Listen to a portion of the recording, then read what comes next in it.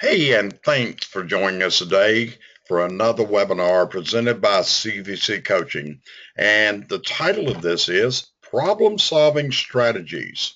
And what we're going to try to do today is present for you some ways that you can develop the strategies within your business in order to combat those little problems that just drive your stress level up, makes you think sometime, hey, I got to do it all myself, and just lead to that dissatisfaction that you have some days where you just wonder, why am I doing this? So I got two great people from our CVC team here today joining me. I've got Greg Polikow, Sheryl Eisenhower. So I'm real honored, happy to have them present it. They're both coaches within our organization now. So Greg, tell me your thoughts about this presentation we're getting ready to do. This is a topic that comes up all the time in the field. I hear complaints from middle-level management guys saying, "Oh, my guys can't solve problems." And to me, that's like, well, that's your problem, and you've got to solve it.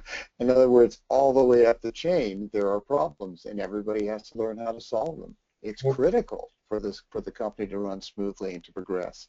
It's just part of life. Most certainly is. And Sheryl, from your side, and we're relying on your Ziegler training and your coaching expertise there from Ziegler and all the training. Where do you see this can benefit people, what we're getting ready to present? Well, everyone has problems. That's the way it goes. And your team has problems, and their family has problems. There's always problems. There needs to be, hopefully, someone that can help you through solving some of them. Because when you solve them at the lower level, they move to the upper level, and everyone has got to take ownership of their own problem. There you go. So anyway, we've got a lot of wisdom here, a lot of ways I hope we're going to be able to help you today. So with that, we're going to rock with this and hopefully come up with some ways that today we're going to have some solutions for you, because this is what it's all about, is problem solving strategies. What you got to do is you got to devise solutions. And when you devise these solutions, your goal is to conquer these problems. And the end result is less stress in the business, less stress in your life, less stress in your family. Because what I see in business and what I see with so many people I talk to as a coach is the problems they have turn into frustrations and turn into severe frustrations. I know as a group, we've had several group calls where our team was jointly with a client this week. So Greg, let me ask you, what do you see in the area of these type of problems, and how does it cause the frustrations that you feel like are bottoming people out and doesn't allow them to reach their potential? Well, here's an interesting thing about solving problems. Like so much of the difficulties people encounter in business and in life and in relationships, it has to do with communication. But the other aspect of it is that the more you the more you learn to solve problems, the more often you actually approach a problem, deal with it, figure it out, and solve it, the better you get at it, and the more confidence you have. And so this whole technique, this whole skill of solving problems builds on itself. And the more you do it, the better you are, and the more your team does it, the more confident they are, and the better they get at it. So it's kind of a revolving wheel. It's something you absolutely have to learn how to deal with, and when you do, you get better at it. So Sheryl, when you went to your Ziegler training and then your coaching certification and all that, was frustration resolution a part of that training that you went through to help people with? Is that part of being a Ziegler coach? That's a good part of it, because problems that people have can be resolved within themselves, but usually with some help.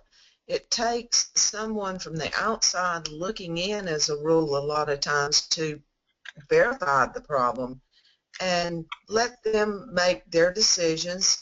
Basically, we can't solve the problem for people, but we can help them solve it.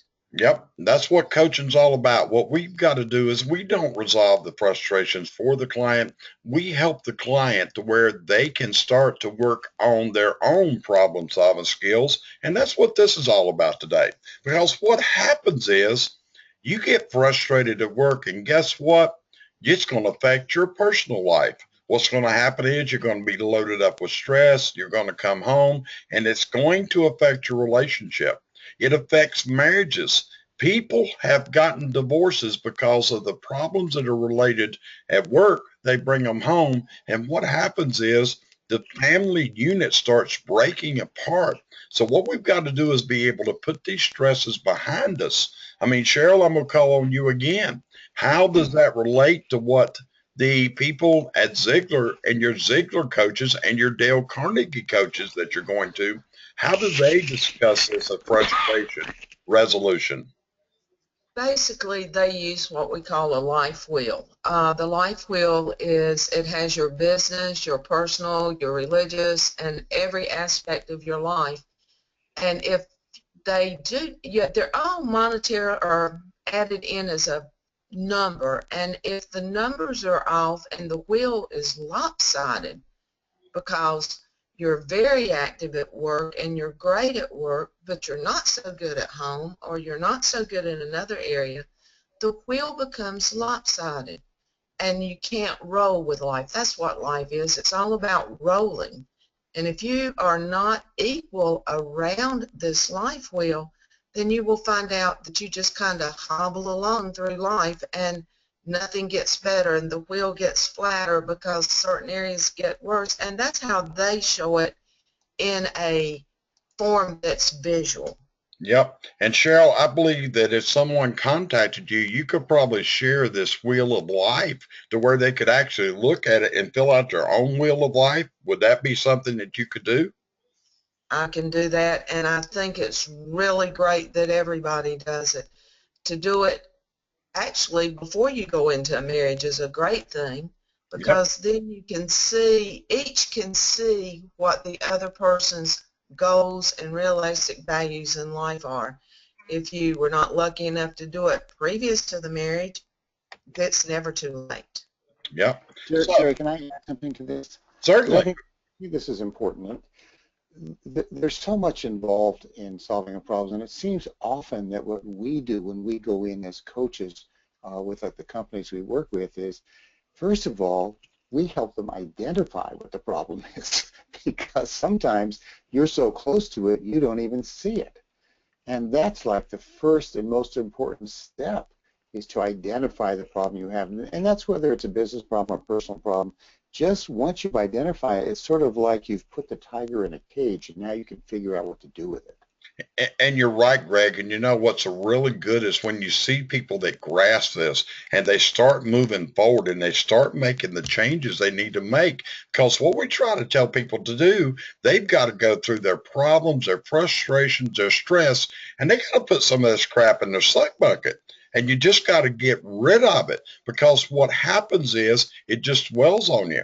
Sometimes it breaks down to simple communication, being able to express these are the things that are really driving me crazy. And part of it is simply expressing it to yourself. Sheryl, how did you deal with that? And what did Ziegler teach you about how to put problems, frustration, stress, how to make the better you by resolving these things? It's a step-by-step process. I have watched people that try to fix all the problems at once, but it's kind of like the layers of an onion. You peel them off one at a time until you get to the real problem. And then you can work with it. It's hard to try to take every aspect of your life and fix it all at once.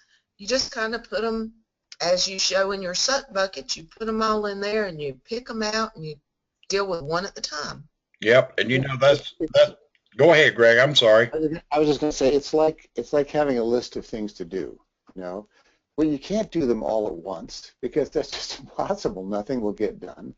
So you have to take them one at a time. And the one you're working on is the one that you can put your attention on. The others you can forget about.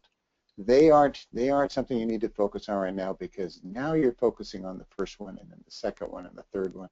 And that's the same with problems. You can only solve them one at a time. Yep. But many times when you solve one, it automatically eats into the next one and starts working on it. True. Yep. Very true.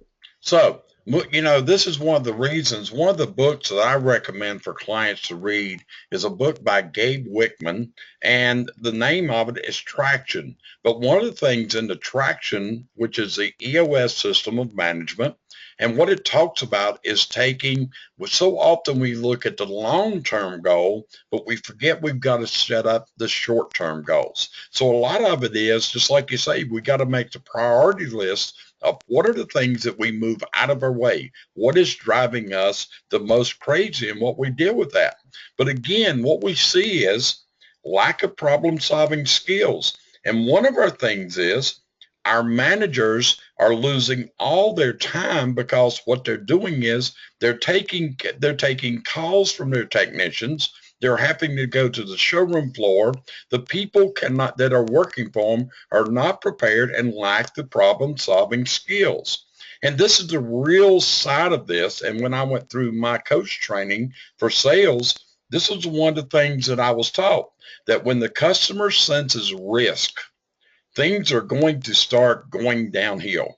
When the customer senses risk in buying from you, to be honest with you, they're on the path to being a former customer. You are on the path to losing a sale. So lack of problem solving can well relate into massive loss of sales. Now, Greg, I'm going to direct this to you because you were a sales manager, vice president of sales for Copperfield Chimney Sweep Supply for a number of years.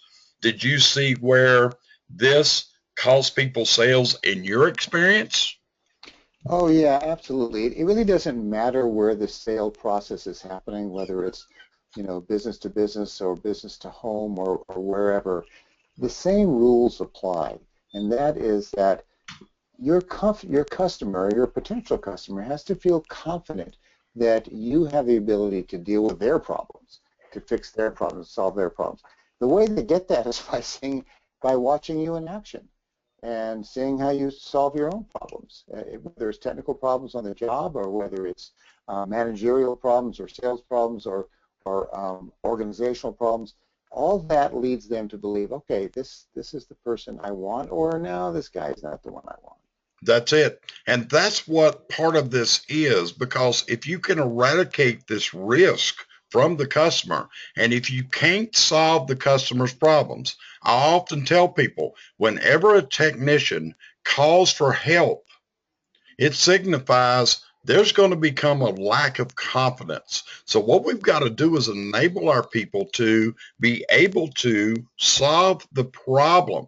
Because again, if the customer senses risk during the sales process, during the installation process, at any stage whatsoever, this risk is then going to rise. It's going to make the doubt rise. And risk is where problems start.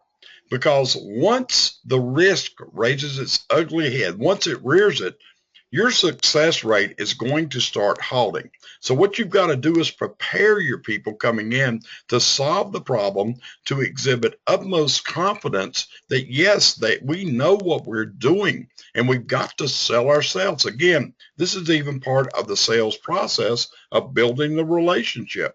So Sheryl, in your training, what did you learn about when people feel risk? Is that something that raises blood pressure and can slow the relationship building down?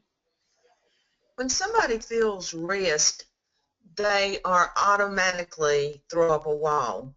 They distance themselves from you or from what you're selling. They then lose the contact that you had before. If you ever get that distance, it's very hard to regain it because you have showed them that you're not 100% sure, you're not good at what you're doing. Everyone wants somebody selling that knows everything there is. And with that risk factor coming up in the sales process, you've lost the customer. And if you haven't lost them completely, you have stepped down on their ladder, and it's really hard to climb up again. Let me ask you this, Sheryl. How does this relate to a life relationship? If a spouse senses risk in a life partnership, a marriage, in the family unit, can that affect the success of that relationship? Always. Trust is by far the most important part of any relationship. Trust allocates out to risk. Once somebody quits trusting, then there's a risk factor there. There's a risk of losing. There is a risk of not having the family ties that you had, whether it be husband, child, wife, child. It really doesn't matter. When you have put up a risk factor by causing a trust factor, it becomes very important in the family life. So, from what you're telling me, solving problems and keeping the risk down, exhibiting confidence, this can make the home life a better place to be. Is that what you're saying? It does, but the thing is, you have to value the other person and the fact of the way they feel also. You can be very confident and you can be very forthgiving and all this, but you have to value their feelings also and build them up to a state of confidence. God, that's a great word to put here, value. Greg, let me ask you this. Expand on the word value and expand on them from the sales process and building what we call the enthused customer. Where does value come into that equation? Everybody wants everybody wants to get what they pay for and more, because just getting what you pay for is what happens when you go to Walmart. But when you're dealing with a service, you're looking for those intangible things that you didn't think you had paid for, but you're really glad when you see them show up. And that may be simply the willingness of the people you're working with to go the extra mile, to give you extra benefits, to give you stuff you weren't expecting, to provide a level of service you maybe had only dreamt about and now you're finding is real, to show that you care about them and about solving their problems, not just collecting your paycheck and doing the bare minimum. It's that extra stuff, and that extra stuff, those intangibles, sort of cancel out the doubt. They cancel out the risk. By the way, in my mind, risk equals doubt, and doubt equals insecurity. So as soon as you've made a customer feel insecure, you're in deep trouble. You're in deep doo-doo. And it goes down again. You've got to be a value person. And again, a person that can solve problems. God, this is a person that's exhibiting this. So I want to go a little bit into it and the problem solving skills, and we're going to give you the CVC rules, process for solving problems in that. But problem solving skills, as I became a coach, I started looking at what's called lean and lean operations. And what lean is, it's a system of continuous improvement. And what a lean company has is they have what they call Kaizen. And what Kaizen is a system for continuous improvement. And what we're doing every single day of our lives is we're always working to make today better than yesterday. And we're going to make tomorrow better than today by doing this a little piece at a time. So often people want to go to the highest level right off the bat. So Sheryl, one of the things that you learned that I learned from you was a story that Zig Ziglar told, and he related in one of his books about running. So what did Zig say about going and a little bit every day? Do you remember that story you shared with me? I do. He was at one time a large man, and he actually looked in a mirror one day, and all of a sudden he realized that he could not stand in front of a group of people and tell them what they should do if he couldn't do what he should do. So he got up and he decided to take his health into his own hands, and he went out and he decided he was going to run. And he went out and bought a picture of a guy's in a nice set of underwear, and he posted it in his room where he could see it. And so he decided he was going to become that person. So he went outside to run in his new shoes and his new clothes, and he started running, and he didn't even get a block, and he couldn't breathe anymore. So he turned around and he came home, And he almost gave up at that point. In fact, for several days, he almost gave up because he would go out and he would run, but he found out the second day he ran a little farther. And the third day, he went a little farther. And the fourth day, he went a little farther. And then it started raining one day, and he started not to go, but he felt like if he didn't take the obstacles that were facing him, then he had never become the man that he needed to be. So he ran in the rain, and he went a little farther. And one day, he became a person that was running marathons. And so he allocates his success to the fact that he and his size to the ability that he was able to progress a little bit every day. So he did. He solved his problem one step at a time. So Sheryl, let me ask you this. I visited Ziegler. I went to a small business conference with you. You've been down there many times now over the last year going through your coaching to get your certification as a Ziegler coach.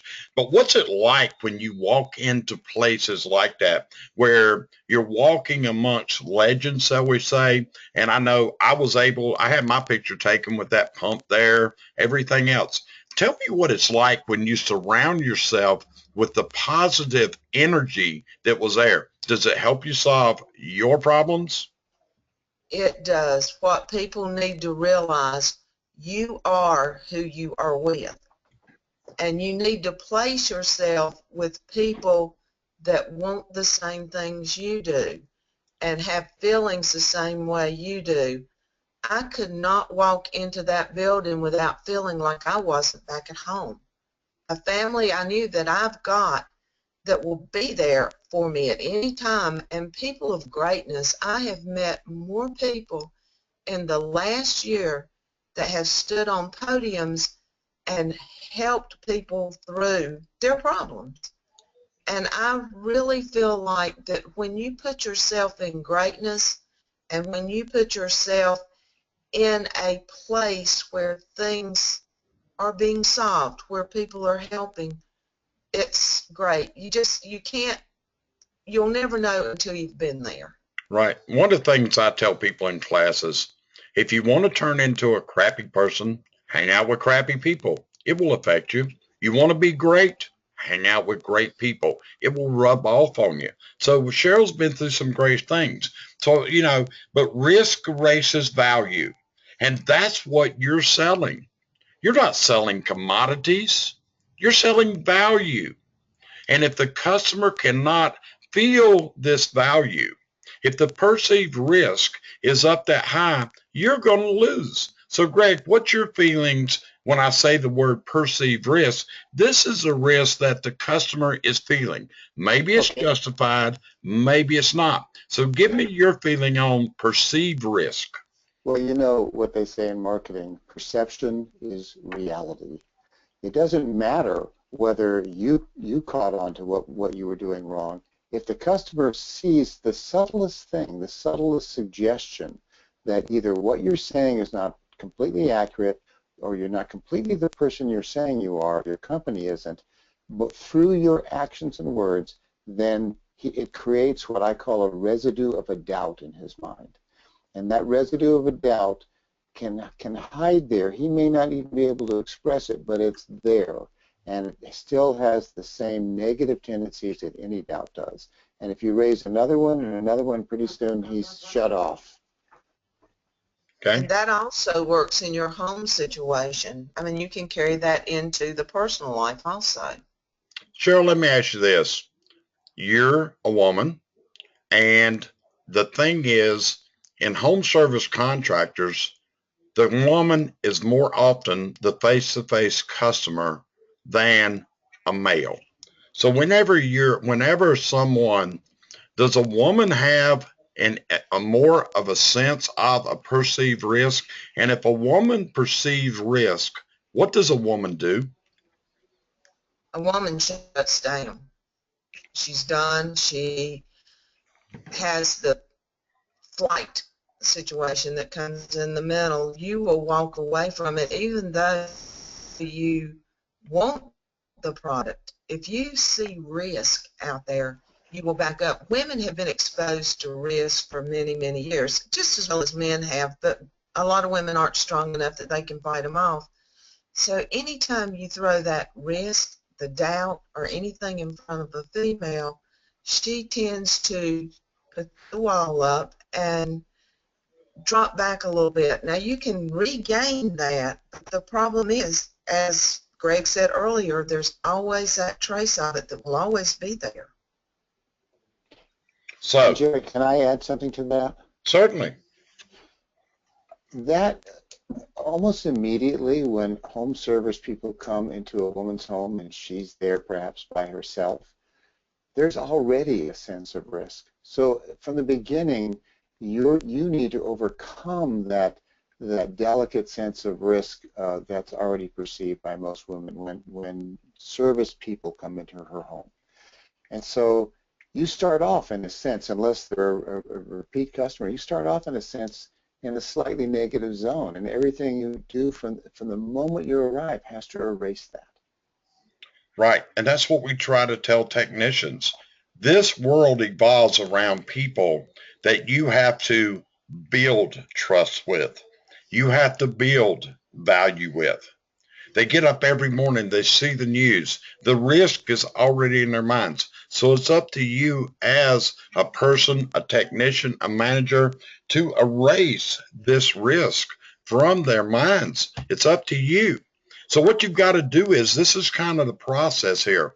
You've got to identify what the problems are. You got to explore the options. You got to set goals. You got to look for alternative ways. You got to select the correct alternative, and you got to implement. One of the leading failures in business is we know what to do, we just don't implement. We evaluate, and this is a continuous circle. These are all great things to do, but you know what? It all takes time, and that's what people don't want to spend some time. So we got to move on to that. And this is what I also tell people. When problems occur, do you act or do you react? React means the customer calls with a problem. Sure, we react. We go take care of it. But what you got to do is drill down, and this is the hard part, drill down to what was the causation of the problem. So, Greg, you've visited with people. You've been in numerous clients. You've been on the trucks. Do you see people acting, or do they react, or do they do both? The people you're talking about, the techs in the field, the service techs? Techs, managers, whatever. What's your experience out there from traveling? The good ones act, and the bad ones react, and you know, we all are a mixture of all of that at different times. You know, maybe sometimes depending upon our mood or how tired we are or what's going on at home, we're more apt to react, and the reaction is hardly ever correct. But what people learn to do is to evaluate the problem open-mindedly, calmly, knowing that I can solve it. And what you said the other day, what you said just a few minutes ago, I'm sorry, about it takes time. Here's a great quote from Albert Einstein. If I had an hour to solve a problem, I'd spend 55 minutes thinking about the problem and 5 minutes thinking about solutions. It does take time. It requires you to really sit, pull back, and analyze what's going on. And the problem is today, and I think this is why problem solving has begun to diminish, is that we have such instant access to answer so many of our questions on the internet, through our smartphones, through Siri, that we've become lazy. We've become lazy about thinking about problems, about really processing information, and becoming the solution ourselves. So, Sheryl, how do you see people have to act instead of react to solve these ongoing issues and problems of business and in life? The thing about it is you need to assess the problem, and once you assess it, you, as Greg said, you need to process it, and then you need to deal with it. And that's where most people have their problems. They don't deal with it. They hang on to it and they expect someone else to do it. One thing I like to do is help people. If you've got a problem and you're going to take it to your employer, your husband, your wife, try to have a solution when you go there. We've all got where we rely on everybody else for the answer nowadays, and I think that's where we have lost it in the human race. We always wait on someone else, and by then the problem has gone on to move into a larger problem. And the biggest thing that I see that people need to realize is that if you've got a problem, work on it, but don't let it become your extenuating factor, because the day will end at midnight and the next day we'll have another problem. So if you don't take care of the one today, you're going to see a bigger one tomorrow. Yep, I think it's like one of the things we heard down in Dallas. Yesterday ended last night. Now, we don't want to relive this problem again, so let's solve this problem. Let's act on this problem. So we're going to start with, these are the CVC recommendations for your problem-solving issues. Number one, you got to start a process of recording every time something goes wrong in the business.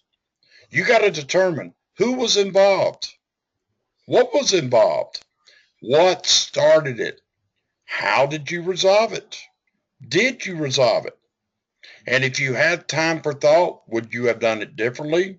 What would you do different? So this is rule number one. You got to record this, because the other thing about this is you're going to have other crappy experiences today, and you're probably not going to remember that one.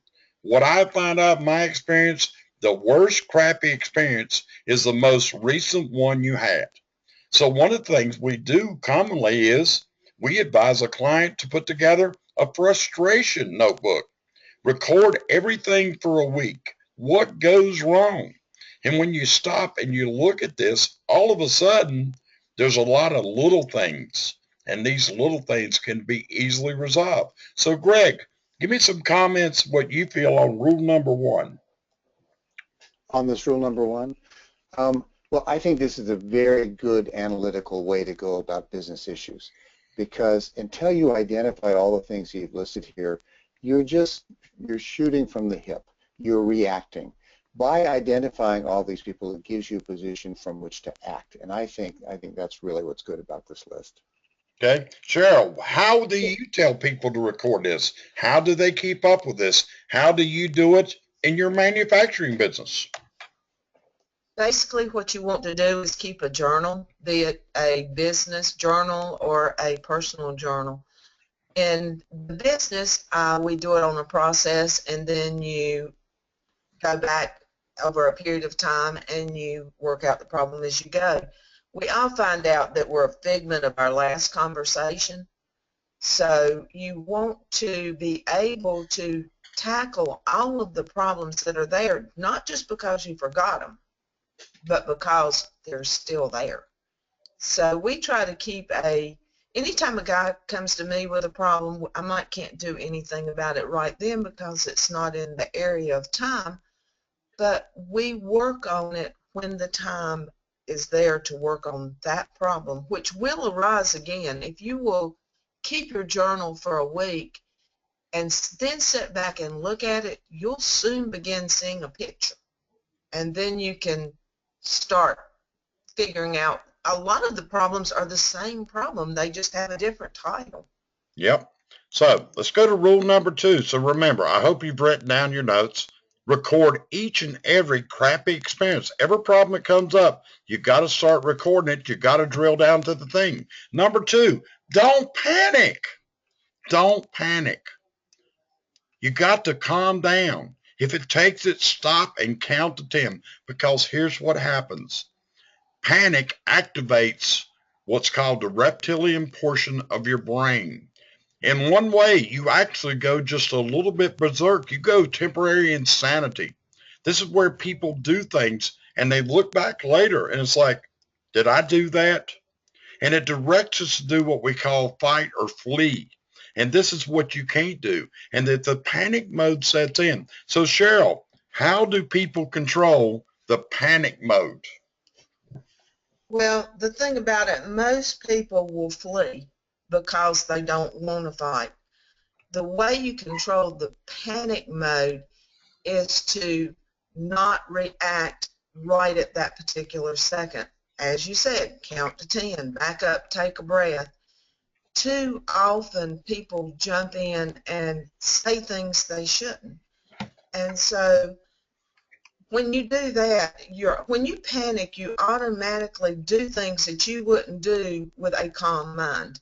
So I even tell, especially in a personal relationship, walk out of the room for 5 minutes, come back, and then the things will change. If you don't, you'll flee the problem and you'll never fight. Fight doesn't mean physically do it. Fight means to fix it.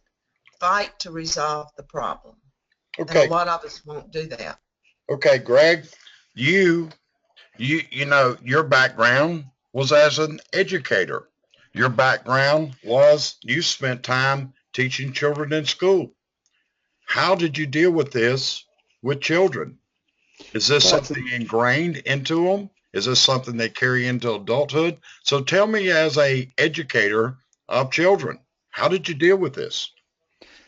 You know, to keep from in any situation, to keep anybody from panicking, they have to feel at some level that they have the tools and training to deal with it. They have to remember that they have that.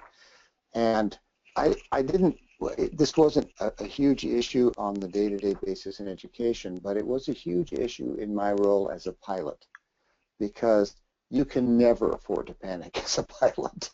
And so you spend hours training on resolving issues that may never come up, but you practice it, you go through it, you play the what-if scenario, how would I handle this, so that by the time something like that does happen, you are so confident in your ability to deal with it that panic is not an option. So, you know, I think a lot of it is just developing those problem-solving skills. And when you've solved enough problems, there aren't too many problems that can cause you to panic anymore. Great answer. So, number 2 rule, don't panic. Calm down, because you can't reason, you can't think clearly. Rule number 3, you got to review your options. What can you do? This is what you've got to train your technicians in the field, your people on the retail showroom, your mid-level managers.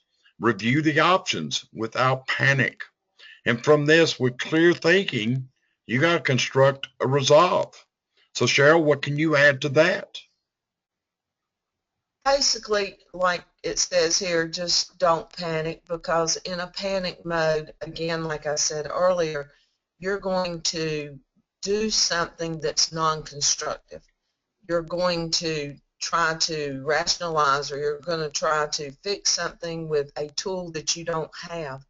So you want to calm down and get into an area, a space in your mind where you can think clearly, or you can cause more problems than you can fix. What about you, Greg? Where's your view of this review options, no panic? This is actually a beautiful slide, and I'll tell you why. Because the minute you begin to review your options, panic subsides. The very act of realizing that you have options, that there are solutions, causes panic to survive. So it's interesting that you put review options first, and then you say without panic, because I'm telling you that as soon as you start that review options, panic starts to go away. Well, that's great. Well, maybe I'll have to reverse the role in this slide next time. So, No, I think it's right. I think it's right the way it is. okay, well, great. So going on to rule 4, we're going to have to modify the plan. Hey, it's just like going on a trip. We're going to go down the road, and all of a sudden, there's road construction. And you know, the neat thing today, we got these things on our phones called GPSs. And I know when I'm traveling down the road, I can tell there's a traffic jam ahead. I can tell there's a slowdown. And what we do is we go to the GPS. It's like, find me an alternative route. So that's what we've got to do in business. We got to modify the plan, and we got to take an alternative route to get to our destination, because we don't want to lose our destination. So, Greg, what's your thought on this, how the modification of the plan? You know, this is called flexibility. And you got to have it. You got to have it in life, and you got to have it in business, because nothing. I mean, things hardly ever go the way you originally planned them. So you've got to stay flexible, stay in the moment, and say, okay, so that one didn't work, so now I'll try another one. Because in one of your previous slides, you talk about evaluate. After you've done all these things where you've solved the problem, then you evaluate it. And the evaluation tells you, is this going to work or not? And if the answer is not, then you go back to the beginning and say, okay, I can rule that one out, and now I can go back and find one that does work. And that's the constant process of remaining flexible and open to all the possibilities that are out there, because there are infinite possibilities out there. So Sheryl, in your background, your training, your experience in life, I know you well. I know you've had to modify your plans in life many times. You and I had no idea 20 years ago where we would be today. We've modified our plan. So what's your advice as a coach to the people listening to modify the plan? You always want to be flexible. Number one, most people, when plan A doesn't work, we can go back to what we talked about earlier, they become frustrated. When they become frustrated, they can't think about plan B. I have always been very lucky in my life to be able to assume that I was going to hit plan B and C. And if plan A happened, it was really good. So the thing about it is, you can't stop just because something's not working. And that's where we were learning at Ziegler. Everyone has to move on. Every time something changes, it doesn't mean that the world ends. It just means you move to another page.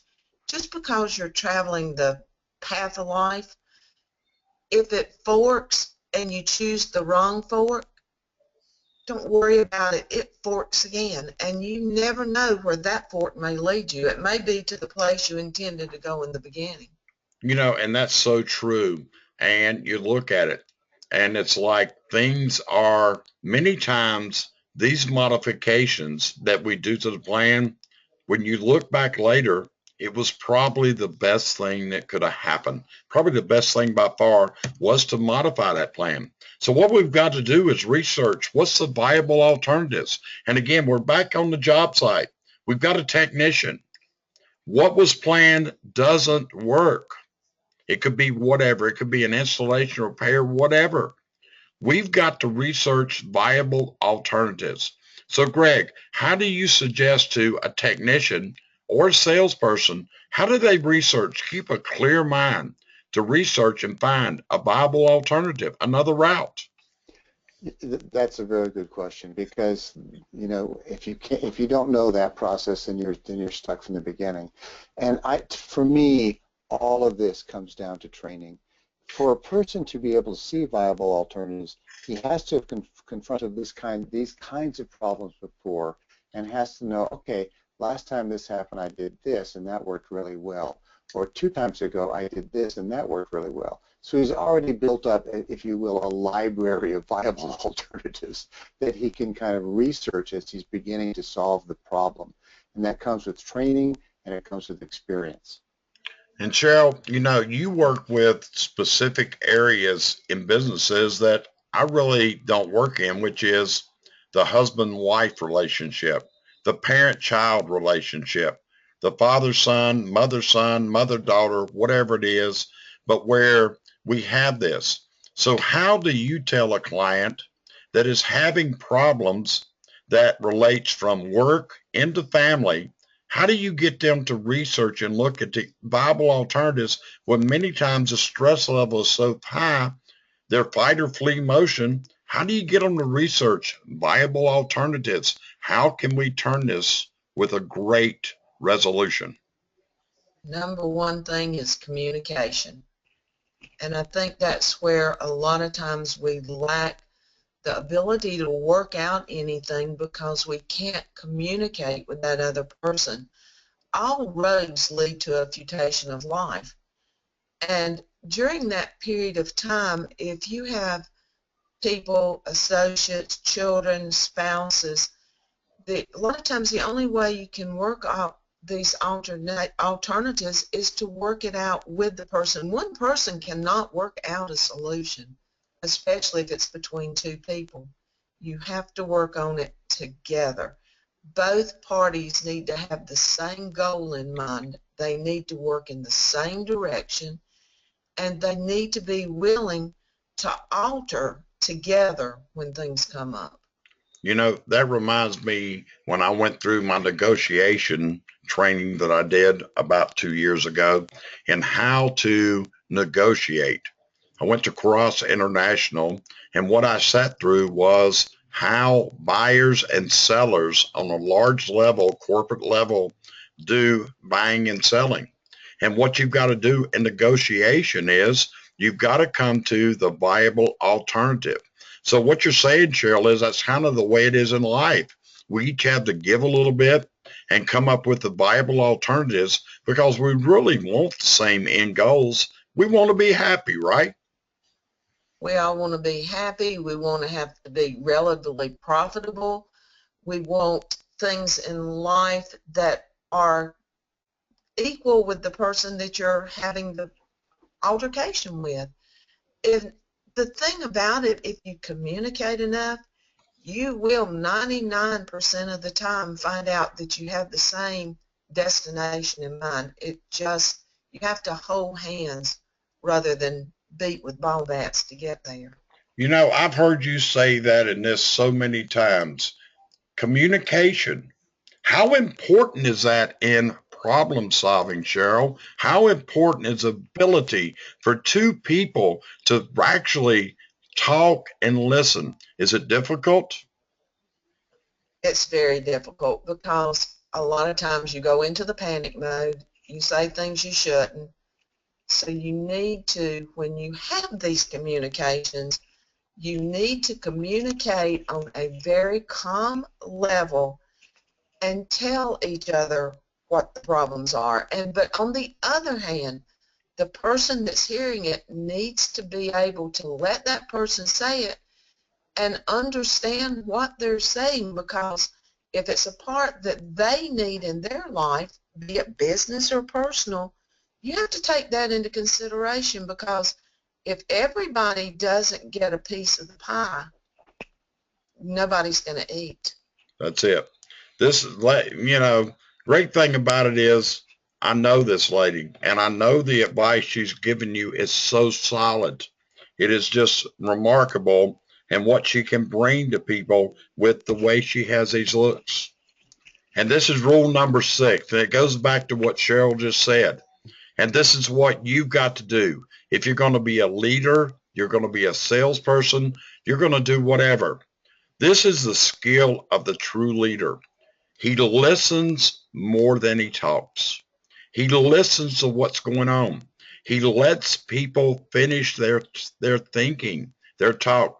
I watched a client recently turn a terrible review on Google into a 4-star review and through one phone conversation. And what he did was very simple. He let the customer talk. He let them get off their chest what was bothering them. He told them he understood. And this is so key. So tell me about listening, Sheryl. This is one of your rules. This is one of your expertise levels. And you're really good at it. So tell me what you think about the listening and being a skill of a true leader. You can command and be a boss and nobody listens, or you can listen and be a leader and they'll listen to you. The thing about it is, if you can't listen to the other person, there is no communication that's happening, because if you are the talker and not the listener, then you don't know how they feel, and that's 90% of the problem. That's how it came to be a problem. You weren't listening. And when you hear what these people feel, then you can deal with that problem. Greg, you've been with numerous clients. You've sat through morning meetings. You've worked with them in the field. And one of the things I've observed is many times people do not hear what's being said. Would you see that this is a problem in the field and could cause a lack of problem resolution, that if they teach their team to listen as true leaders, will that help resolve the issues of problems? Oh, absolutely. It's really hard to emphasize this too much. You know, the biggest problem, and I think one of the biggest issues from homeowners is when people come into their home, they want to know that they're being involved in the process and that what their concerns are, what their issues are being heard by the people coming in. So your main job really when you first get there, and really throughout the entire process, is to listen and be alert to exactly what the homeowners are saying, or exactly what your customer, whoever that is saying. And the only way you can do that is to put yourself aside and pay attention and listen. Yep. So listening, again, teach your people. They got to listen more than they talk. Listen to what the customer. Yes, ma'am. The biggest problem that I see is people assuming that they know the problem. Very good. Very good. Very well said. So again, that's rule number 6 of your problem solving formula, your strategy of how to put it together. And this is one, guys, gals, this is a key one.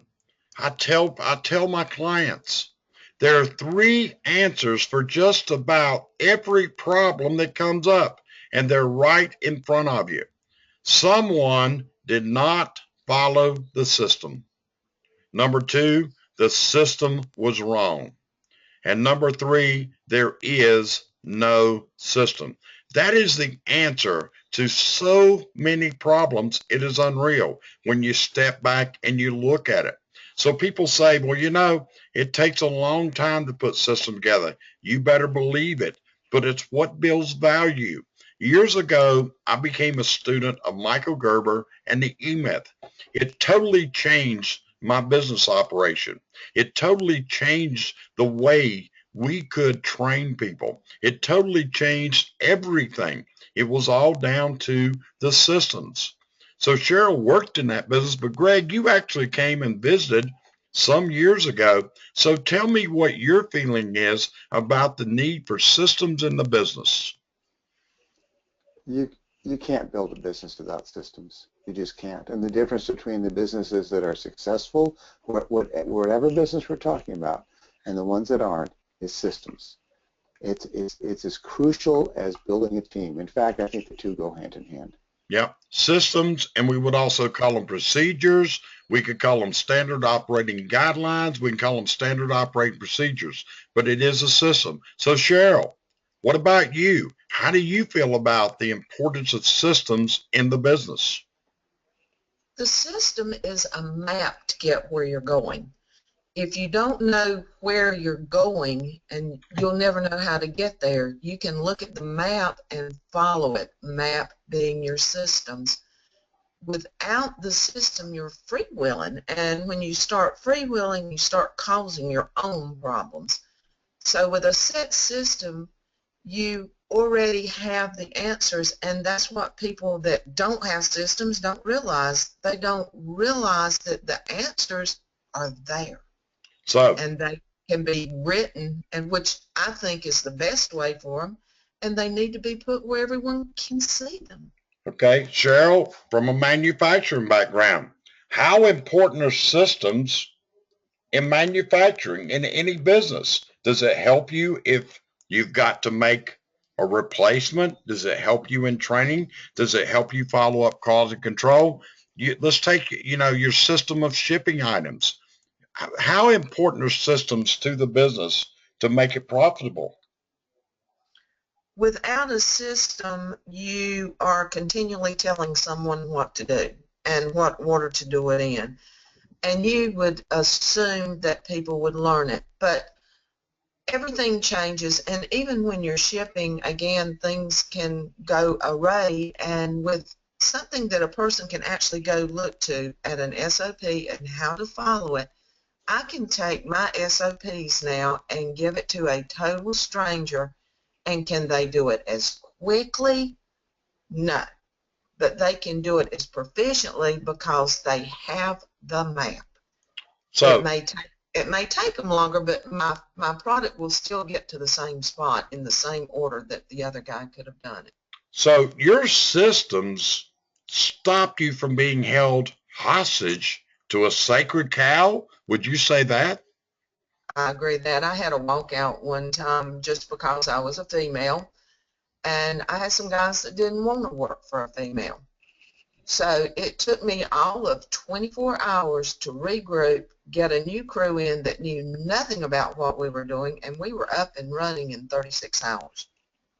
And that, my friends, is what systems can do for you, because many people are sitting there right now, and you've got people, it's like, well, I really wish he wasn't here, but I can't do without him. When you're in that situation, you need a noose in your office, because that's what you've got. Just keep it there to look at it, because that's what you're doing. No, you are, Greg. You are. I agree. I totally agree. Can I just say one more thing about systems? Certainly. This is just kind of an analogy of how I see systems in a business, and that is systems are the framework within which you build your business. And what they do is they keep you on task, and they keep you from making mistakes. They keep you from falling off the cliff. They're kind of a safety net for you, and you got to have them. You got to have them. You got to. So let's go to rule number 8 on the hit list here. I wonder what's coming up next. Make each problem a learning experience. Oh, I love this one, because this is what I try to get people to do. You run into a problem, turn the problem into a short training experience. You had a problem today. It's a brand new one. No one's ever had it before. Guess what? It's going to happen again. It will. So what you do is you make a list of these problems, and from this, you construct your in-house training program. And this makes you a better trainer. You come up with the ideas, you share them with your workforce, and on top of that, you videotape them. Yeah, that's right. You're doing a short training, you videotape it. Guess what? Somebody new comes to work for you. You've got a bank, and I mean a virtual library of how to run everything in this business. Just think what you have in 2 to 3 years and how this is going to make your life so much easier. Just think. So, Greg, you're hearing this. This is part of continuous improvement. What's your ideas over what I just said about making the problem a learning experience? Oh, absolutely. Because if you don't make it a learning experience, then you've missed half of the opportunity there. And here's a great quote. I've always loved this. Problems are only opportunities in work clothes. And I think that's exactly right. So what about you, Sheryl? What's your feeling on rule number 8 I've got up there right now? My thought is if you can't learn from an experience, you are at a very low ebb in life. You're always wanting to fall forward, and I think that's the way people need to look at it. You take the experience, you look at it, you learn from it, because if you didn't learn, then you failed. And if you fail, you'll never learn. That's it. That's exactly where it's at. So rule number 9. Well, can I say one more thing, Jerry, about this? Certainly. This is really important. Every one of us has bumped up against failure in life. Every single one of us. And the ones that move on and get better and better are the ones that learn from that experience. So it's not just a nice thing to do to learn from a problem. It's absolutely essential for success that you do. Yep. So rule number 9. You gotta teach your people to discontinue the need for their crutch. And you gotta look at it. If you're a technician looking at it, let me ask you, who's your crutch? And the next slide is for you as a manager, or you who's training other people. Have you made yourself the crutch? So often in business, a business owner or manager, what he'll do is, my people are driving me crazy. They're always calling. Guess what? He made himself the crutch. He did it to himself. He has set up a system of failure. He has set up a system to lock him down without any freedom, can never get away from the phone. So, Greg, what you're feeling on being the crutch and people making themselves the crutch? You're making a huge mistake, and you're not ever going to get the end result that you want, which is your guys working independently. It's a setup for disaster. As soon as you go about answering their questions every time they call, you're going down a path that is going to cause huge frustration and will never get you to the kind of efficiency you need in your business. Yep. Sheryl, I got a picture of a guy looking in the mirror. Has a person got to look inside themselves, look deep, and look there and say, you know, I'm the problem? Is that part of what you got to do to resolve the problem? That's the only way you're going to resolve it, because the problem stops with you. As the proverbial, it rolls downhill. And if you are the problem, or you are causing the problem, which you're doing when you're the crutch, your people will never learn. They just automatically come to you. It's easy.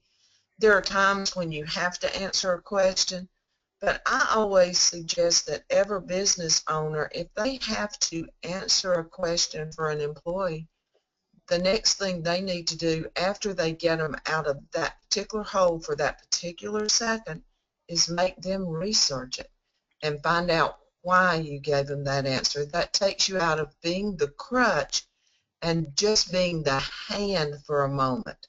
You hold them for a moment, not the rest of their life. You know, what one of my favorite things was when I ran a service business, a manufacturing business, a retail showroom, and when people would come to me and they would ask a question, and I would look at them and say, but what does the SOP say?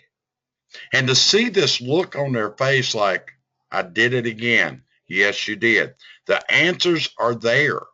Whenever you put this together, you start becoming no longer the crutch. You're not that crutch any longer. The Rule thing number most, 2. I'm sorry. excuse me, the thing I'm finding most people are not doing, they're not spending enough time on their SOP. They are not covering all the problems. When you find a problem that's not in the SOP, you need to start working immediately to get it in there. And can I say something also about that? This is okay. Does go back to education experience. You know, you should never answer. You should never just offer a solution to a problem that one of your employees is giving you. It should always begin with, what do you think? What do you think is a good solution to this problem? How do you think we should handle it? Because if they don't come back on themselves and they're not forced to think about it, then they'll continue to use you as a crutch. Okay.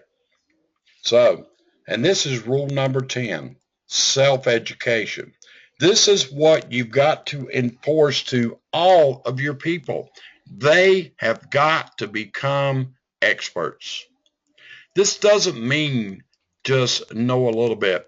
You need to hire people with the right core values. You put them into a culture of excellence. You put them into a culture of teamwork. You put them into a culture of this, and then you build these people to strive to become experts at what they do. Every single member of the team. This is what we call a group of rock stars. But what you got to do to have a team of rock stars is you got to be able to set the stage. That's your job as a manager. So tell me about self-education, all members of the team. Sheryl, how do you import that to people? My idea is the continual training. You need that, and not only just for your employees, you need it for yourself. You need to read more. You need to, there's so much information on the internet now on any field that you're working with or anything that's going on, and you need to bring in trainers, coaches, other experts in your field and train your people, because to make them an expert is not what most people think. Most people think that when they make them experts or rock stars, then they're going to leave the business and go do a business of their own. But it's not like that. Most of them will become the people that you want them to become. And you've got to do it for yourself. A leader needs to educate themselves on leading. That's number one, because if you can't lead, you can't help your company. Leading is everything. Everything. You're going to run a team of rock stars. You got to be a leader. You got to read what John Maxwell tells you. You got to read what Zig Ziglar. You got to go to Dale Carnegie. You got to learn to communicate. So, Greg, what do you think about leadership? Where does leadership come into this from your aspect? You know, it's all, like you just said, it's really all about leadership and learning to be a good leader, not just for the guy who's in charge of the company, but really for everybody in the company, certainly all the way through mid-level management. Every single person has to be committed to that. Every single person has to learn the skills of being a good leader, because there's a million ways to make mistakes in that process, and it takes knowledge and practice and commitment to get from being just a boss in a new position to being a leader. And you know, we're trotting out this new program pretty soon, as you know, so I think that'll be hugely beneficial for them. Yep, we'll talk about that in a minute. So, self-educate. Determine your people will become experts, but you're going to do this because you, as the leader, must learn leadership. You've got to learn. This is what drives your people to become on that stage of excellence you're looking for. So what you got to do is be working on this every single day. You got to consider the Kaizen approach. We got problems, bring our people together. You make, what Kaizen means, make better. You're going to do this by going through continuous improvement. This is not once a week. This is not once a month. This is every single day. You get up in the morning. You're going to be on top of it. Sheryl, what did they teach you at Ziegler? To get people ready to go every morning, to go out there and make their mark in the world, to be this leader. What does Ziegler teach in that? They teach you, number one's affirmation for yourself. You need to get up every morning and decide that that's the best day of your life that you're going to have. And if you're having that kind of day and you can walk into your company being the best day that you'll ever have, then you can, as we said earlier, people are people they are around. So if you are that leader with the approach that it is the best I can be and the best I can give, your people will follow in that step. That's great. So remember, this is what you got. So Sheryl, we're ending up this webinar shortly. And what I need you to do is we're rolling out a program next year that you're going to be handling. So it's, you know, tell people a little bit about what is Sheryl going to be doing come January of 2016 that's going to help them in everything we talked about here. Go into a little detail and share about that. We're going to be doing some group coaching. We'll set up podcasts and things with live audiences and help the ones that have the time to do right at that moment. But we're also going to put them on a web page where people can go to them at their convenience and work with their people and help their community, whatever they need to do with them. We're going to do this on a regular basis, bringing people in, and hopefully with this kind of a training process, they will be able to see and help and improve in their own companies, but not just there, but in their own lives. I'll be working myself more on the husband / son / daughter wife group and trying to improve the relationship within the family as it moves to the business. And that's where my main involvement will be. That is going, and this is going to be truly phenomenal. You know, this was Sheryl's goals. Sheryl set out a while back, and she's accomplished a major goal. I am so proud of her. She's one of only 18 Zig Ziglar certified coaches in the world. And this is something that we are very We're just so proud of her because it took a lot of work to get there. And I've been there, and I've seen Tom Ziegler, Zig's son. I've met his wife. I've met his daughters. And it's just, like she said, it's really phenomenal. So what Sheryl's going to bring to the table in 2016 is going to be rolling out programs to make you help in these problems.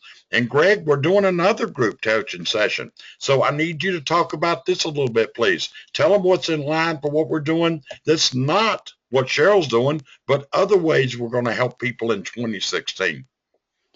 You know, to me, this whole idea of group coaching and doing it in this virtual mode is, I think, one of the best things that's come to this industry in a long time, because it's addressing a problem that we see all the time when we go into businesses, and that is the problem of leadership, especially at the middle management levels, but really at all levels. And now we're going to make the techniques and the knowledge and the tried and true processes of being a leader, we're going to make that extremely accessible and extremely available for anybody that wants to participate. And to me, that's going to be a very powerful tool for any business. Okay, so Sheryl, let me ask you a question. Somebody wants to call and say, hey, Sheryl, are you somebody that can help me? What you going to charge them to give you that phone call? Nothing. Nothing.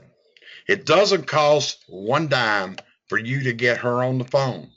Just email at the email address right there at info@cvccoaching.com. Greg, somebody wants to know about Greg and how Greg can help them. What's it going to cost them for that phone call, Greg? Zero. And this is Jerry, in same situation. We feel that we can bring you things to move you to your dreams.